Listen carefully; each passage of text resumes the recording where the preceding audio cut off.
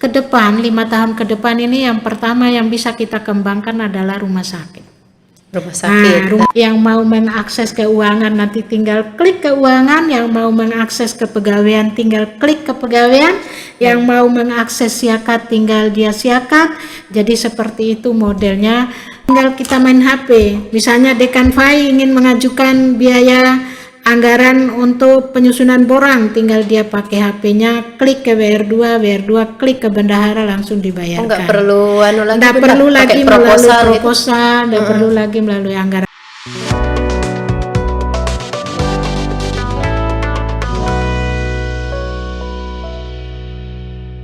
Assalamualaikum warahmatullahi wabarakatuh. Selamat datang di Kaum Podcast IBC, Islamik Berkarakter dan Cerdas. Kembali lagi bersama saya Naula Fatihatul Ulia, tentunya dalam program On Campus. Nah, di hari ini kita sudah kedatangan narasumber yang istimewa karena kita sudah kedatangan dari Wakil Rektor 2 Universitas Muhammadiyah Mataram.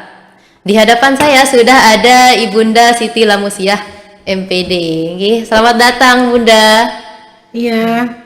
Apa kabar Bunda? Baik, alhamdulillah. Ya, alhamdulillah. Sekarang banyak orang lagi sakit soalnya ya Bunda. Alhamdulillah kita masih sehat. Ya, alhamdulillah kita diberikan kesehatan. Semoga ya. seterusnya kita selalu diberi kesehatan ya Bunda. Ya, amin. Nah, Bunda, kan hari ini kita mau ngobrol-ngobrol tentang kampus Universitas Muhammadiyah Mataram, karena kan sekarang sebentar lagi mau masuk tahun ajaran baru ya Bunda. Ya, bagus. Nah, Bunda udah berapa lama nih bergabung dengan Universitas Muhammadiyah Mataram?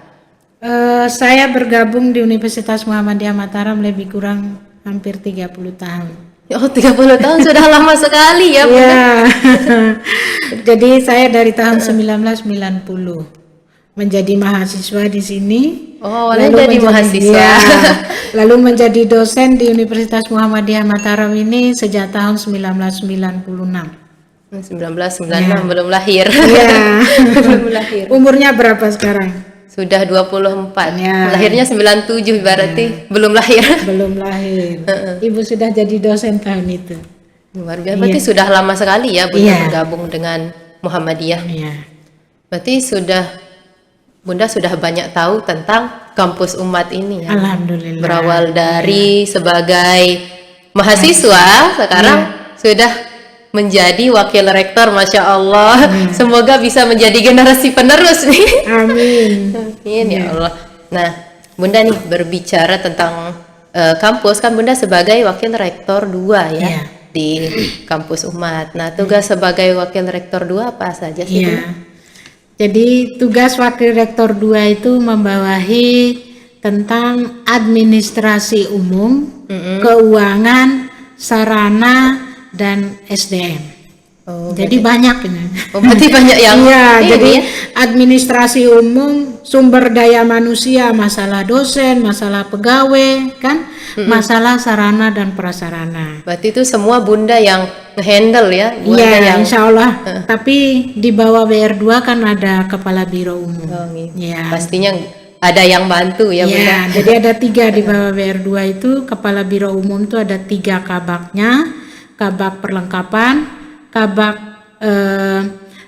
kepegawaian, dan kabak keuangan. Oh ya, Bunda tadi disebutkan kan tentang administrasi keuangan Bunda. Ya, nah, bagaimana sih sistem administrasi keuangan yang ada di Universitas Muhammadiyah Mataram ini Bunda? Iya, sistem administrasi keuangan di Universitas Muhammadiyah Mataram yang awalnya memang kita masih sangat manual ya. Jadi dari tata cara pembayaran. Dari tata cara pembayaran kita ini sudah memiliki beberapa bank mitra. Bank mitra itulah kita arahkan seluruh mahasiswa itu untuk membayar ke sana. Tahun 2018 kita sudah mulai dengan sistem administrasi perbankan dengan virtual account. Jadi apa itu, Bunda? Virtual account itu adalah setiap mahasiswa itu memiliki nomor VA. Jadi membayar di bank mana saja, walaupun bukan bank mitra kita, itu bisa diterima. Oh iya, jadi lebih mudah ya. Lebih mudah, lagi, bisa nggak perlu membayar sibuk. lewat ATM, bisa membayar lewat Alfamart gitu. Jadi orang tuanya juga dari jauh, dari mana-mana, dari timur-timur, dari Flores, dari Bima, itu bisa menggunakan nomor VA-nya. Jadi setiap mahasiswa itu memiliki nomor VA yang berbeda. Jadi sudah ini ya, sudah Iya, semakin dipermudah ya. dipermudah. Itu dari sistem pembayarannya. Secara administrasi keuangan memang kita dari sistem pelaporan itu kita dari tahun 2018 kita sudah menggunakan sistem akuntansi Accurate namanya. Seperti Sistem apa, Bunda? Accurate itu adalah sistem akuntansi yang bisa dibaca sesuai dengan standar akuntansi. Yang dulu sebelum tahun 2018 itu memang kita masih manual sekali pakai Excel, sehingga Oh, iya. kita tidak tahu jumlah uang masuk, jumlah uang keluar, itu lama menghitungnya. Ya, karena Kadang-kadang manual tidak ya cocok. sekarang. Iya. Nah, Sekarang dengan lebih Accurate ini begitu misalnya dari unit-unit ini setiap ada proses permintaan itu kita sudah tahu setiap hari berapa uang kita yang keluar, berapa yang masuk, itu sudah kita bisa. Berarti sekarang di mahasiswanya juga mudah, di dosennya juga Iya, lebih dipermudah ya. dipermudah seperti itu. Jadi kita ketika ada pelaporan atau ketika misalnya ada pemeriksaan, kita langsung berapa sih saldonya kas sekarang hari ini. Nah, bisa. Kalau dulu enggak, langsung kita bisa harus dicek. cek dulu, lihat pembukuan dulu. Nah, sekarang di sistem sudah ada. Oh iya, sekarang Iya. apalagi zaman digital sekarang ya, Bunda, Iya. semua dipermudah. Dipermudah, iya. Lebih Itu instan ya. sekarang. Jadi ini tidak. Yang kedua, sistem pengajuannya. Sistem pengajuan anggaran kita ini kan kita berbasis APBU. Jadi setiap unit fakultas mengajukan berapa biaya yang dibutuhkan sesuai dengan anggarannya, itu mereka mengajukan. Ke depan sedang saya rancang itu namanya SIA PTN, Sistem Informasi Akuntansi. Jadi tinggal kita main HP, misalnya Dekan FAI ingin mengajukan biaya anggaran untuk penyusunan borang, tinggal dia pakai HP-nya, klik ke WR2, klik ke bendahara, langsung dibayarkan. Nggak perlu lagi, Nggak Bunda, perlu pakai lagi melalui proposal gitu. proposal, nggak perlu lagi melalui anggaran. Ini yang sedang saya rancang, insya Allah tahun 2023 kita akan launching itu. Amin. Ya, nah, itu sistemnya, dua sistem itu yang ingin kita lakukan. Begitu Mbak.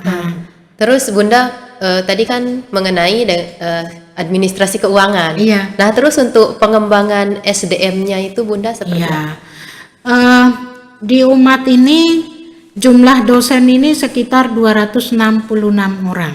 Dosen tetap yayasan, statusnya ada dosen kontrak, ada dosen DPK yang diperbantukan, dosen negeri yang diperbantukan di sini. Jadi itu totalnya 266. Pengembangan SDM yang kita lakukan pertama adalah kita ingin semua dosen ini 5 tahun yang akan datang itu sekitar 80% itu berstatus S3, ingin melanjutkan sekolah. Jadi sekarang ini kita push teman-teman dosen ini untuk harus sekolah. Nah, itu pengembangan. melanjutkan Iya, gitu ya, melanjutkan karena kita ini kan bagaimana mencapai visi misi kita. Kan visi misi kita ini kan menjadi universitas yang unggul, islami, mandiri di kawasan ASEAN tahun 2028. Untuk mencapai visi misi itu kan tentu ada langkah-langkah strategis ya. Bisa mencapai target di tahun 2008 semua sudah berjalan. Iya, ya, sudah berjalan. Tentu langkah-langkah itu yang pertama dari segi pengembangan SDM ya, semuanya pada tahun itu sudah berstatus S3. Nah, yang kedua, kita memang membiayai dosen-dosen ini harus sekolah. Dari lembaga kan kita memberikan dana sekitar untuk support 50 juta rupiah per dosen. Nah, kan dosen kan biasanya dapat beasiswa juga. Iya. Nah, selain studi lanjut, yang kedua adalah pengembangannya kita ke jabatan fungsional dosen. Nah, Seperti apa Bunda? jabatan fungsional dosen itu kan sekarang ada asisten ahli, ada lektor, lektor kepala, dan guru besar. Nah, sekarang ini yang lektor kepala itu baru 19 orang.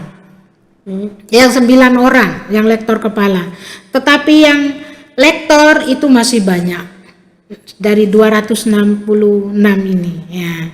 Oleh sebab itu kita harus mendukung mereka ini untuk mencapai ke lektor kepala dulu. Baru nanti 10% lagi 5 tahun atau 6 tahun yang akan datang, ya paling tidak kita punyalah guru besar.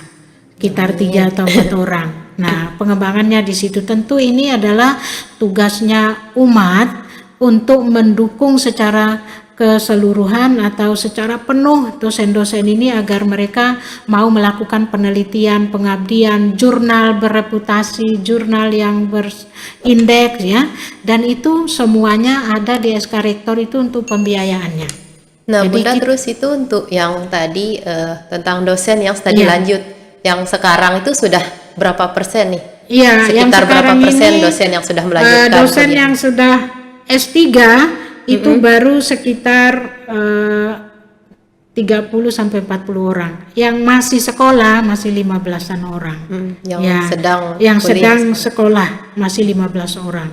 Jadi kalau mereka yang 15 orang ini kembali, ya insya Allah ada paling tidak ada 50 sampai 60 orang untuk tahun 2023 ini ada doktor di umat. Masya Allah. Jadi 5 tahun ke depan perhitungan saya insya Allah yang 266 ini mereka insya Allah sudah berstatus S3 semua. Seperti itu hitungan kami bertahap ya. Karena sesuai dengan kemampuan juga gitu kan. Ya.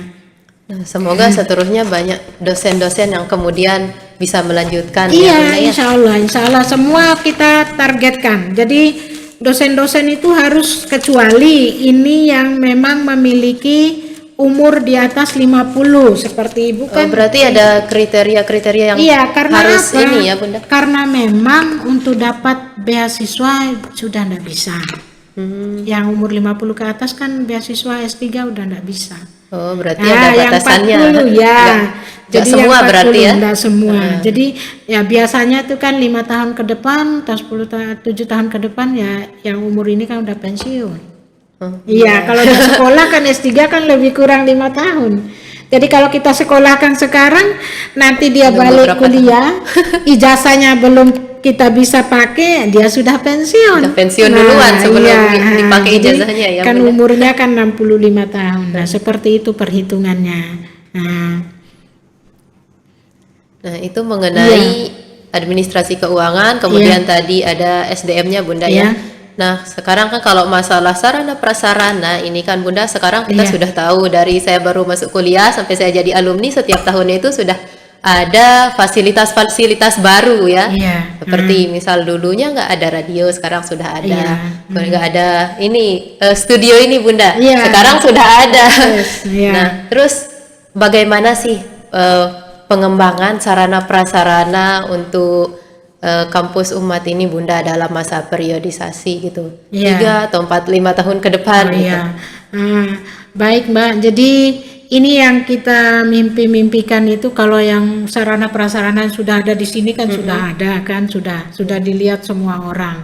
Bagaimana Fakultas Agama Islam, Fakultas FKIP, FISIP dan lain sebagainya semuanya sudah kita lihat. Ke depan 5 tahun ke depan ini yang pertama yang bisa kita kembangkan adalah rumah sakit. Rumah sakit karena rencananya dengan mengembangkan rumah sakit itu rumah sakit kita ada di Lombok Timur. Oh, sudah ada berarti, Sudah Bunda? ada. Sudah 100% untuk bangunan. Tetapi yang belum ada adalah alkesnya, alat-alat kesehatannya. Berarti masih baru dibangun, Bunda, belum mulai Sudah beroperasi? dibangun, sudah sekitar 5 tahun kita secara sudah bertahap. Iya, sudah lama. Tetapi baru sampai dengan lantai 3.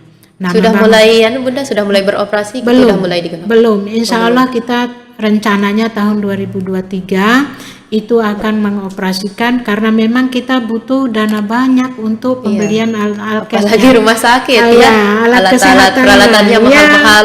Alat-alat kesehatannya luar biasa mahal. Nah, jadi ini yang pertama. Kalau misalnya Rumah Sakit Muhammadiyah ini yang ada di Sikur, Lombok Timur bisa kita operasikan, insya Allah kita juga akan bisa membuka kedokteran.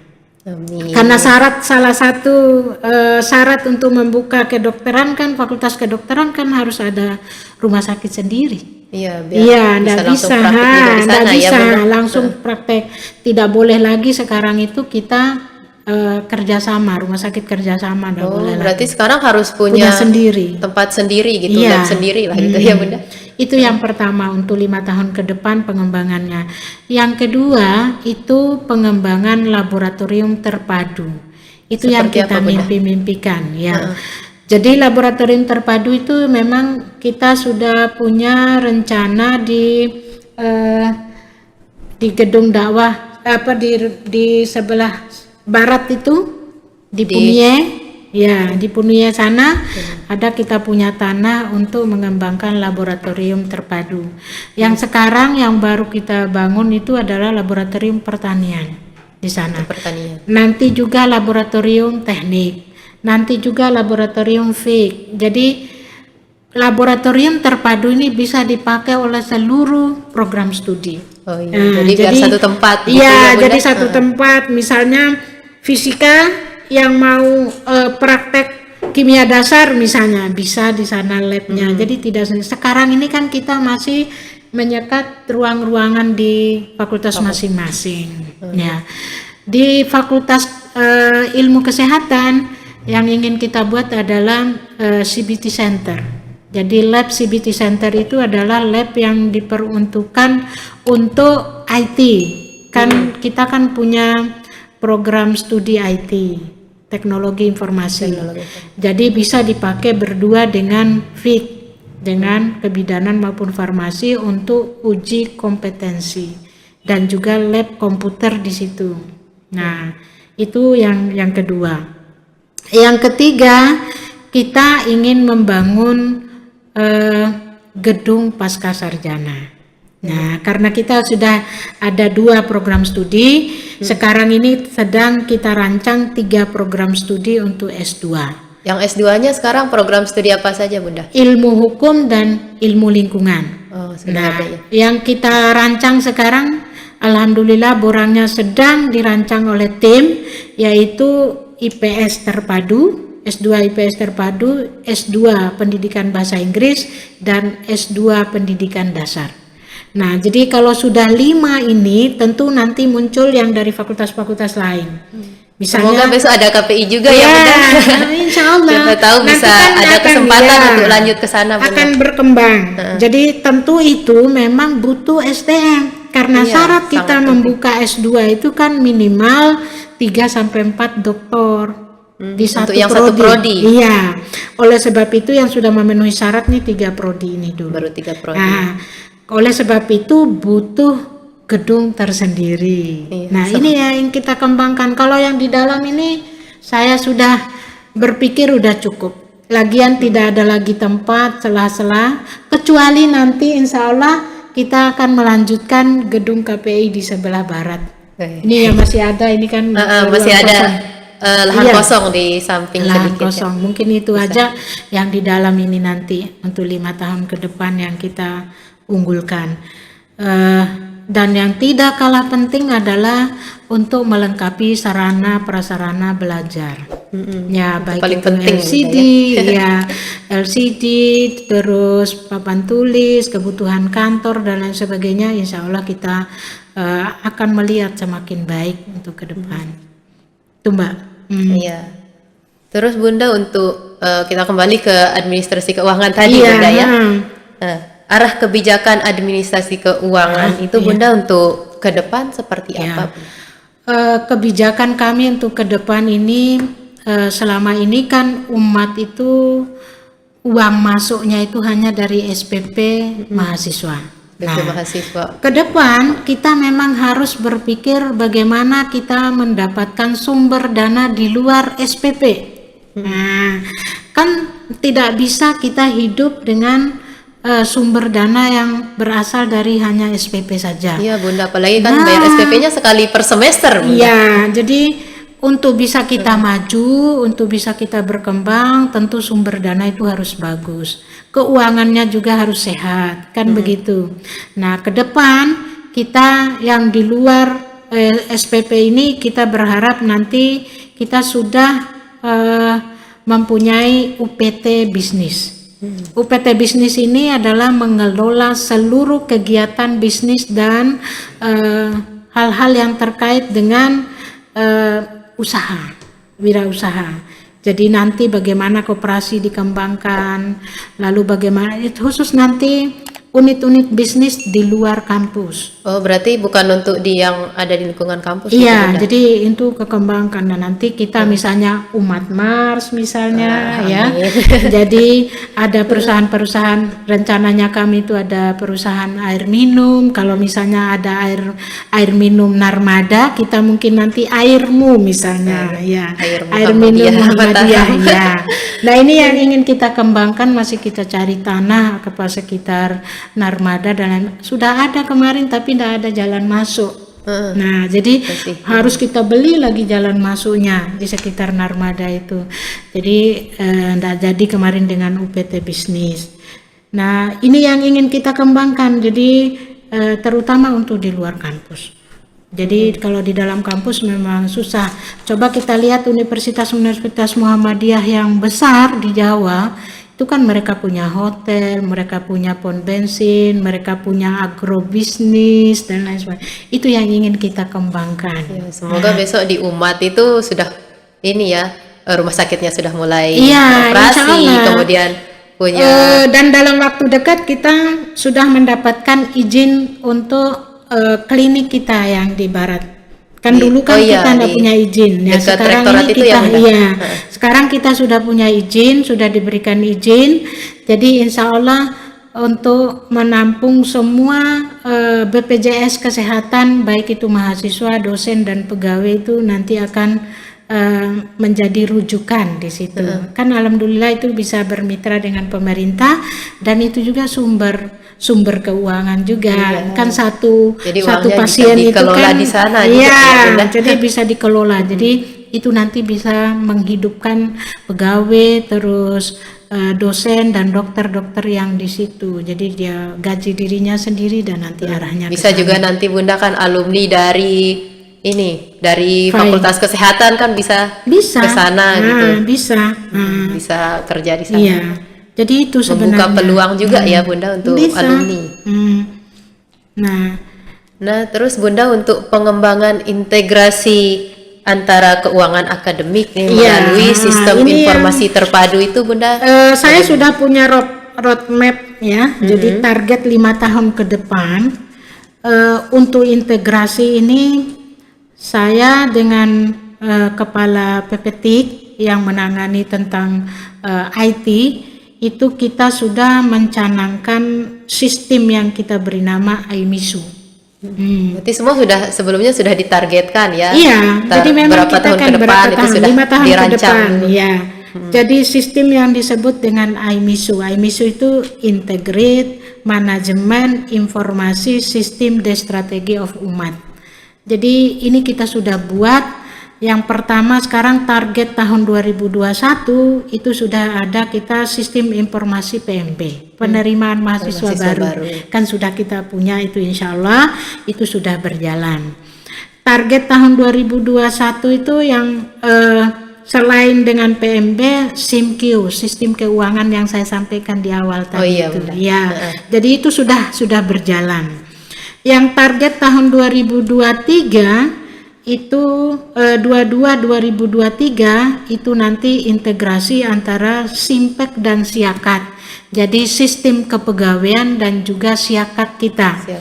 Sistem kepegawaian misalnya saya ini dosen, naik pangkatnya bulan berapa, pensiunnya bulan berapa. Jadi nanti ke HP masing-masing tuh, Anda tinggal 2 tahun lagi pensiun. Anda naik pangkat tahun ini, itu dengan sistem. Nah, kayak banking itu. Berarti sudah terancang. Sudah dirancang itu. Jadi tahun 2023, 2022, 2023 itu seperti itu. Nah, tahun 2023, 2025 itu nanti kita integrasinya antara penelitian, pengabdian, sistem informasi MONEF, LPPM, dan semua itu hanya satu sistem. Jadi perpustakaan dan lain sebagainya itu nanti kita menjadikan satu sistem. Jadi ibarat satu rumah, tapi nanti ada kamar yang mau mengakses keuangan nanti tinggal klik keuangan, yang mau mengakses kepegawaian tinggal klik kepegawaian, yang mau mengakses siakat tinggal dia siakat. Jadi seperti itu modelnya. Saya memang bukan orang ahli IT, tetapi memang kita bersama tim ahli dari BPTIK ini merancang seperti itu. Jadi kita beri nama IMISU itu tadi. Jadi bagaimana integrasi manajemennya, informasi sistemnya, dan strateginya umat ini untuk mencapai visi misi yang tahun 2028. Visinya kan ASEAN. Ya. Jadi inilah target kami itu 5 tahun ke depan. Jadi saya mungkin akan selesai masa jabatan tahun 2023, tetapi insya Allah nanti pejabat yang akan datang bisa melanjutkan. Oh, Bunda sampai 2023. Ya, insya Allah. Berarti masih tahun depan dong, Bunda. Iya, tahun 2022. Iya, tahun 2023 awal tahun sudah selesai. Berarti per tahun itu sudah ada target. Iya, jadi kita kan ada yang namanya RIP, rencana induk pengembangan, ada namanya Renstra, rencana strategi, ada namanya Renov, rencana operasional. Jadi sudah ada tahap-tahap di situ. Jadi dalam target kita 5 tahun ke depan, terus sampai dengan tahun 2028 itu sudah kami canangkan dalam rencana induk pengembangan yang 10 tahun dalam RIP itu. Nah, itu memang tugas fungsinya wakil rektor, setiap wakil rektor bidang akademik, keuangan, kemahasiswaan. Jadi begitu dia tinggalkan itu ada yang dilanjutkan.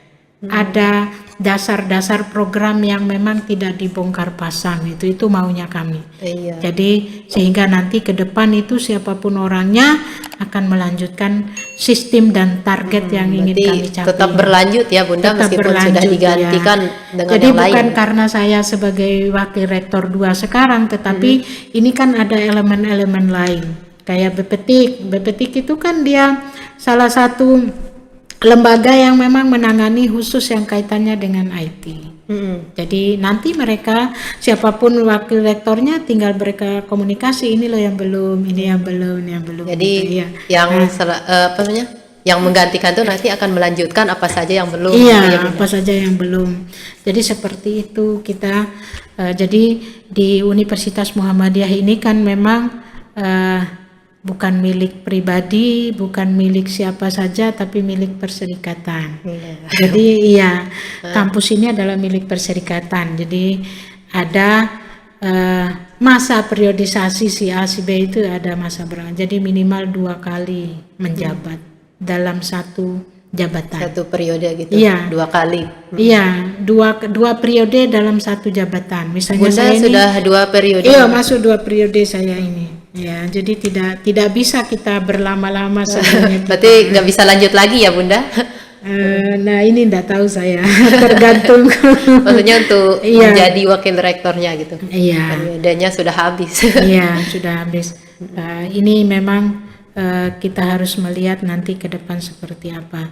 Itulah yang ingin kita kembangkan, terutama dari segi administrasi keuangan ini ingin kita tata dengan baik gitu. Ya, Ya. amin. Semoga rencana-rencana Bunda cepat terrealisasikan ya. Amin. Amin. Iya. Baik Bunda, terakhir mungkin ada pesan yang ingin Bunda sampaikan atau harapan gitu Bunda untuk Universitas Muhammadiyah Mataram ke depannya Bunda. Ya, satu pesan saya atau saya berharap sekali Universitas Muhammadiyah Mataram ini menjadi universitas yang unggul dalam pengertian SDM-nya maju ya, akademiknya bagus, keuangannya juga bagus ya, mahasiswanya juga bagus, alumninya juga sehingga menjadi alumni favorit untuk di lapangan kerja. Iya, jadi diserap lapangan kerja. Jadi harapan kita, karena apa? Sekarang orang-orang di kampung di mana-mana tidak lagi melihat negeri atau swastanya tempat kuliah, tapi akreditasinya. Oleh sebab itu kalau umat ini akreditasinya rata-rata insya Allah dilirik deh oleh masyarakat. Udah ditunggu-tunggu Luas. Iya. ya oleh lapangan pekerjaan. Lapangan pekerjaan karena salah satu syarat administrasi dia lolos ke tempat bekerja itu, dia prodinya akreditasinya A atau B. Ya, Kan rata-rata begitu ya? gitu Bunda di lowongan kerja itu minimal akreditasi Iya. B, misal gitu kan. Iya, seperti itu. Jadi itu harapan saya sehingga kita memang akan mencetak, melahirkan generasi-generasi yang memang menjadi generasi umat, generasi bangsa dan juga generasi agama, terutama itu ya. Karena memang kita memiliki ciri khas Al-Islam dan kemuhammadiyahan. Jadi itulah bedanya alumni kita dengan alumni yang lain. Yaitu memiliki ciri khas Al-Islam dan kemuhammadiyahan. Ya, ciri khas dan sebuah kelebihan ya. Iya, dan sebuah kelebihan, itulah kelebihannya Universitas Muhammadiyah Mataram tuh, alumninya di situ. Ya, yang ke awal ndak bisa ngaji menjadi bisa ngaji, awal yang tidak bisa sholat bisa sholat. Ya, karena di sini ada bimbingannya untuk mengaji ya Bunda. Ada, kan ada sertifikasi Al-Quran. Iya. Kalau mahasiswa belum bisa mengaji dan belum lulus sertifikasi Al-Quran, berarti dia belum sah menjadi alumni Universitas Muhammadiyah Mataram. Iya Bunda, pas ini juga sebagai persyaratan apa dulu tuh ya? Waktu itu sebagai kalau nggak salah persyaratan untuk ngurus yudisium, Iya. terus daftar skripsi juga kayaknya pakai sertifikat itu juga Bunda, berarti memang harus bisa ngaji. Iya. Jadi mahasiswa mau tidak mau, suka tidak suka harus belajar ngaji dia, kan begini. Itulah nilai plusnya. Kalau di perguruan tinggi lain ya nggak peduli seperti itu kali ya, nggak ada syarat seperti itu. Kalau di Universitas Muhammadiyah PTM seluruh Indonesia, saya pikir hampir sama, ada sertifikasi Al-Quran. Jadi ada yang istimewa di Universitas Muhammadiyah ya. Itulah keistimewaannya. Ya baik Bunda. Terima kasih atas waktunya ya Bunda. Terima kasih sudah banyak sekali nih memberikan kita informasi-informasi tentang kampus Universitas Muhammadiyah Mataram. Ya. Terima kasih juga untuk sahabat Kaum Podcast yang sudah nonton. Jangan lupa like, komen, dan subscribe channel YouTube Kaum Podcast ya. Saya Naula Fatayatul Ulia dan kru yang bertugas mohon pamit undur diri. Wassalamualaikum warahmatullahi wabarakatuh. Waalaikumsalam warahmatullahi wabarakatuh.